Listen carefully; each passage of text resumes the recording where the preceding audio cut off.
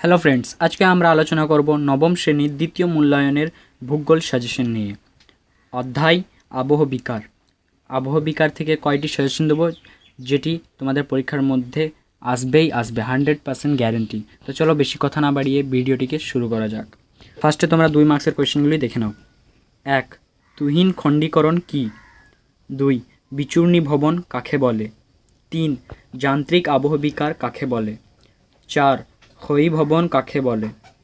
5. নগ্নী ভবন কাকে বলে? 6. রেগোলিথ কি? 7. জারণ বা অক্সিডেশন কাকে বলে? এখানে অক্সিডেশন বানানটা একটু ভুল হয়ে গেছে, একটু ভালো করে তোমরা দেখে নিও। 8. আবহবিকারের দুটি ফলাফল লেখো, খুবই গুরুত্বপূর্ণ, ভালো করে দেখবে। 9. এলুভিয়েশন কাকে বলে? 10. মৃত্তিকা সৃষ্টিতে আবহবিকারের দুটি ভূমিকা লেখো, খুবই গুরুত্বপূর্ণ। 11. ক্ষুদ্রকণা বিসরণ কাকে বলে? And last 12. স্ক্রি বা ট্যালাস কাকে বলে? এগুলি ছিল তোমাদের 2 মার্কসের কোয়েশ্চেন। চলো এবার 3 মার্কসের কোয়েশ্চেনগুলো দেখে নেওয়া যাক। 1. রেগোলিথ ও মৃত্তিকার মধ্যে পার্থক্য লেখো। এগুলো কিন্তু 3 নম্বরে, ওকে। 2. আবহবিকার ও নগ্নী ভবনের মধ্যে পার্থক্য লেখো, ভেরি ভেরি ইম্পর্টেন্ট। 3. আবহবিকার ও ক্ষয়ী ভবনের মধ্যে পার্থক্য লেখো, এটাও ইম্পর্টেন্ট। 4. যান্ত্রিক ও রাসায়নিক আবহবিকারের মধ্যে 3টি পার্থক্য লেখো। 5. রাসায়নিক আবহবিকারের পদ্ধতিগুলি লেখো। 6.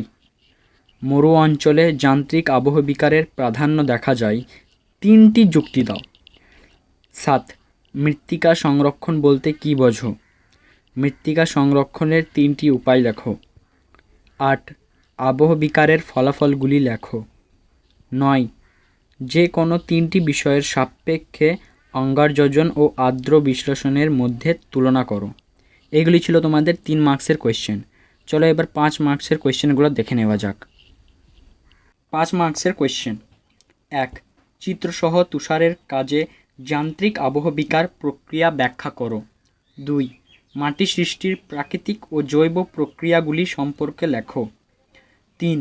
যান্ত্রিক আবহবিকারের বিভিন্ন প্রক্রিয়াগুলি চিত্রসহ আলোচনা করো। 4. মাটি ক্ষয়ের কারণগুলির সংক্ষিপ্ত আলোচনা করো। 5. উদ্ভিদ ও প্রাণীর মাধ্যমে কিভাবে আবহবিকার প্রক্রিয়া ঘটে, এটি আলোচনা করো। 6. অঙ্গার যোজন ও জারণ প্রক্রিয়া কিভাবে কার্যকারী হয় লেখো। এগুলি ছিল তোমাদের 5 মার্কসের কোয়েশ্চেন। এই যে সাজেশন দিলাম, তোমাদেরকে আর কোনো সাজেশনের প্রয়োজন হবে না, কিন্তু যদি তোমাদের স্কুলের স্যারে কোনো সাজেশন দেয় তাহলে সেটিকে তোমরা অবশ্যই দেখবে, কিন্তু আর কোনো ইউটিউবে ভিডিও দেখার প্রয়োজন নাই। এখান থেকে তোমরা 100% কমন পাবে। সো আই হোপ কি ভিডিওটি তোমাদেরকে ভালো লেগেছে। যদি ভিডিওটি ভালো লেগে থাকে সাবস্ক্রাইব এবং একটা লাইক করে দিও। থ্যাঙ্কস।